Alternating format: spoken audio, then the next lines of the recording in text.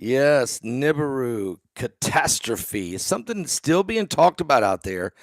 Let me share with you the latest on the subject of Nibiru or Planet X, or is Nibiru the moon that goes around Planet X? And is Planet X actually Nemesis? What is the story? Okay, first of all, guys, let me just say this: getolive1.com/Paul. That's getolive1.com/Paul. Here's why. First, listen, Dr. Stephen Gundry wants to share some information with you. And this is very powerful, really. Would you believe it if I told you this? Inside your pantry right now is one of the healthiest foods on the planet. Yep, olives. As a matter of fact, I just had for lunch olives, actual olives, and some olive pickled cheese and some pickled mushrooms, and just trying to create a very healthy and some olive oil. Anyway, it's not some weird trendy superfood, okay? And spoiler alert, olive oil is good for you, okay? Very good for you. Matter of fact, you're probably used to cooking with it, but there are countless ways to use olive oil to help yourself look and feel even younger. For example, olive oil is a natural way to help you achieve a more youthful appearance. Besides helping you look younger on the outside, it's a fantastic tool for your insides as well. And according to Dr. Stephen Gundry, the famous cardiologist, surgeon, nutrition expert, and health advocate, you should get as much high quality olive oil into your daily routine as possible. And I know that's true. Whether it's taking a shot of it every day, a teaspoon every day, or keeping a bottle in it, just keep it handy. Get olive oil. And by the way, olive oil can give you some benefits, but if you're looking to get the best results, you might want to do this. The olive oil industry is huge. You can tell by the number of olive oil brands and products in the grocery store. Guys, go right now to this website. That's getolive1.com/Paul. That's getolive1.com/Paul. And you'll be glad you did. All right. Now, Nibiru. Yes. Planet X, planet number 9, the dwarf star, Nemesis. Okay. The Nibiru cataclysm is a supposed disaster encounter between the Earth and a very large planetary object, either a collision or a near miss or close enough to create and wreak havoc. This certain group of people believe it will take place sometime in this 21st century. And when I say certain people, I mean a lot of scientists. It's been a very quiet thing the closer it gets. Now, of course, doomsday event planners or expecting usually refer to this as Nibiru or Planet X. The idea was first put forward in 1995 by Nancy Leader. Okay, she was the founder of a website called Zeta Talk. Leader claimed that she was in contact with the ability to receive messages from extraterrestrials from the Zeta Star system through an implant in her brain. She states that she was chosen to warn mankind that the object would sweep through the inner solar system by May of 2003. Of course, that prediction was wrong. She said it would cause the Earth to undergo a physical pole shift that would destroy most of humanity. But of course, she was wrong. Now, the prediction has subsequently spread beyond Leader's website and has been embraced by numerous internet doomsday groups.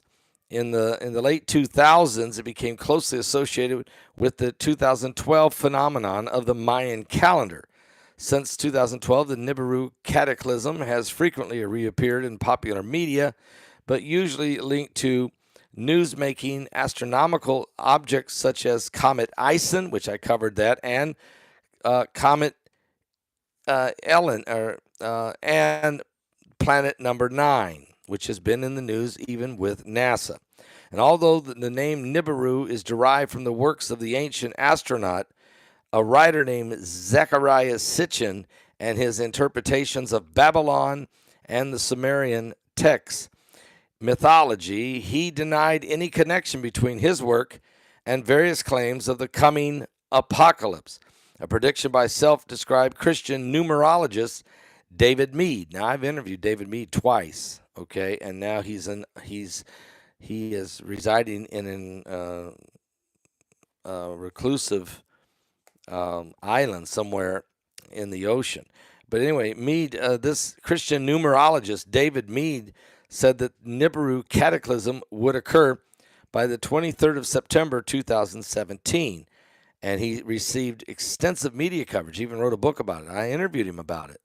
But of course, he was wrong. Now, he wasn't the only one that used that date. Scotty Clark said that the rapture was going to happen the same day, stating it was the Revelation 12 sign in the cosmos. And he said the rapture would happen the same day, September 23rd, 2017. Of course, they both were wrong.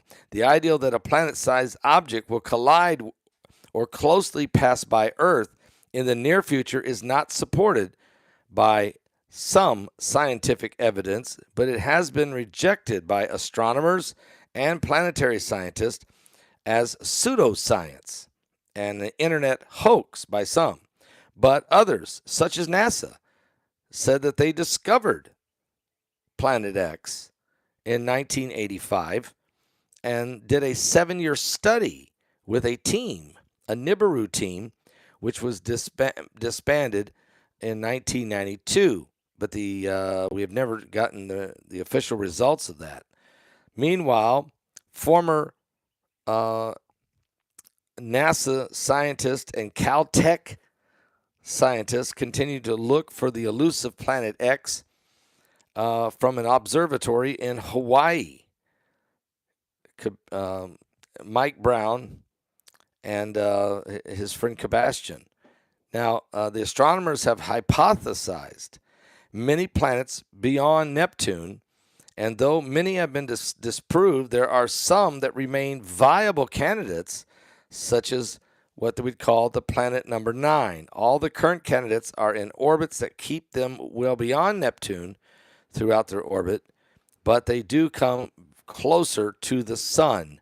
They are on the outskirts of our solar system. So that's just a quick observation of Nibiru. But you can see the confusion here. This Nancy leader who came out with her theory in 1995 was based on the fact that NASA had said that there was an existence of a very large object, a very large planetary object or dwarf star on the outer skirts of the universe, or on our solar system, I should say. And they studied it from 1985, like I said, 1992, and it was being covered in the news every day. What could this mean? Was this the elusive, Nibiru talked about in the Sumerian text, and that and what have you? But then they stopped talking about it in 1992, maybe because they realized the threat it would actually be for Earth. Okay, Nibiru is probably one of the moons that circles this Planet X. Sometimes Planet X is known as Nemesis, or planet number 9, or the dwarf star, or a binary system to our sun. But no matter what, there's been a lot of debate, a lot of conversation, a lot of theories. There's been scientific teams put on it, and there's been pseudoscience approach toward it. And then really, guys, the biblical narrative. We talk about, the Sumerian text, and we talk about these other ancient scripts, but we have to also, the Babylonian scripts, but we got to look at the biblical narrative of Nibiru. Is this the reason for the pole shift? If you did watch our webinar, and you can still get the ticket for the webinar pole shift. You can still, if you missed it, you can still get it. You haven't missed it. And if you get it, you'll be able to watch it until May 31st of next year, as many times as you want, in any order, any speaker in any order you want, as many times as you want, until it goes away on May 31st of next year. You should get this webinar and watch this. It's incredible information. And a lot of the explanation centers around what happens, what causes a pole shift. Why does the sun react so radically? Why is it doing it? And what is shaking the heavens? And the biblical narrative that there shall be signs in the sun, the moon, the stars, distress of nations with perplexity, and the sea and the waves will be roaring, and men's hearts failing them for fear, for looking after those things coming upon the earth, for the powers of heaven will be shaken. And then we're going to see the sign of the Son of Man. We will see him in the clouds, coming with power and great glory. And when these things begin to come to pass, he said, look up, lift up your heads. Lift up your heads, look up, because your redemption is drawing nigh. So this is some very interesting information. It is continuing to be debated. It's still being studied as we speak. And now with the new James Webb telescope, there are many people saying, show us what you see out there. And it's still being hidden, okay? It's still being, I'm just looking at the Bilderberg meeting they just had that ended on June 2nd.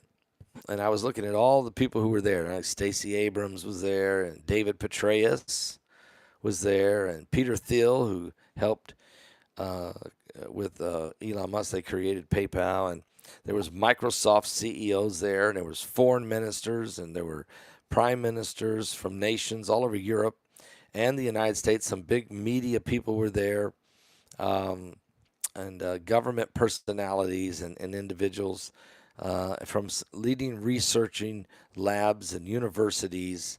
You had a lot of academia in this, media in this, big media, big tech was in there, government and political people.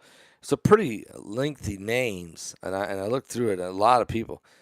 And again, part of their agenda was discussing Russia, the Middle East, and China, and the power of AI, and how to manage this and maintain this. Also, the upcoming EU elections, which we've just seen how they went, totally far right, big time, and also discussion about the next American administration. I found that very fascinating, but it was on the table.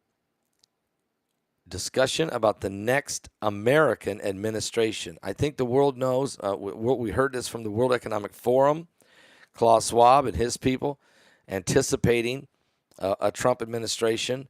What I'm hearing, a same kind of dialogue went on in the Bilderberg secret works, although who said what, you'll not know, because they follow the Chatham House rules of you can keep the information you learn, but you cannot quote who said it.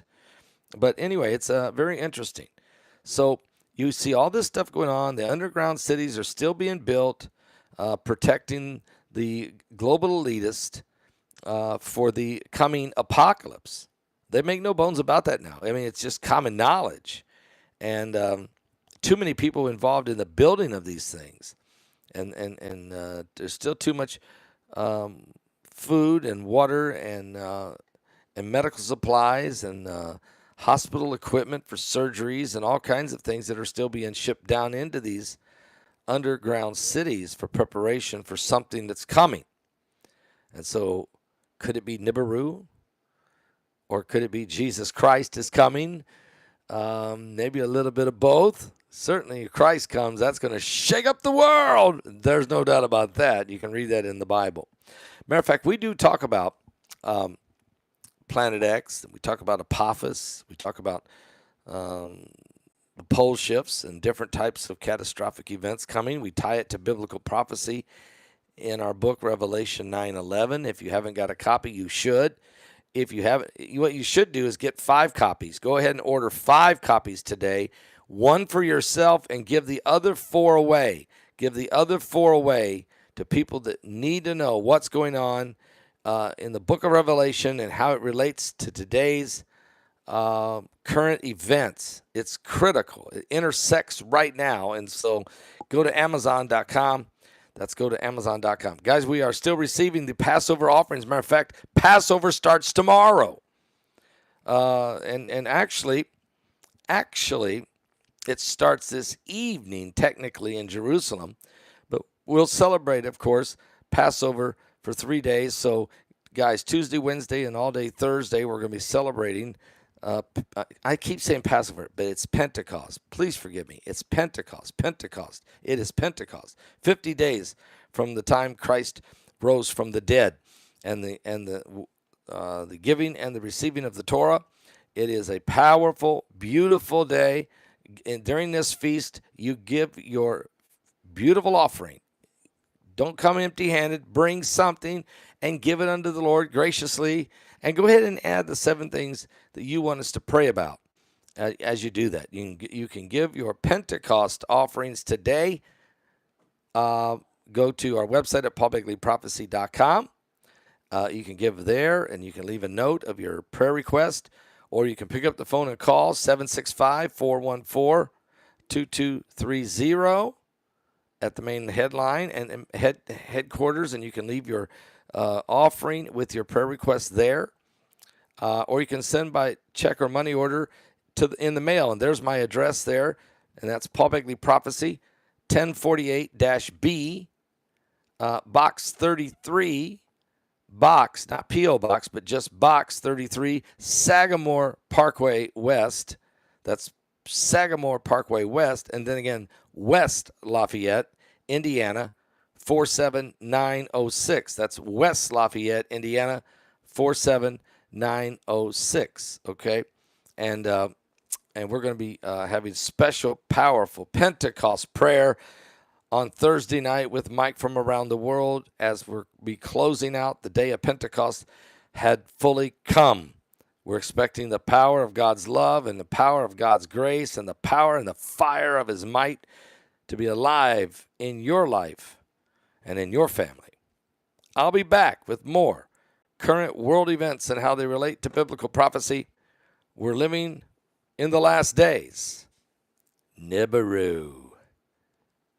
Catastrophe. Are you serious?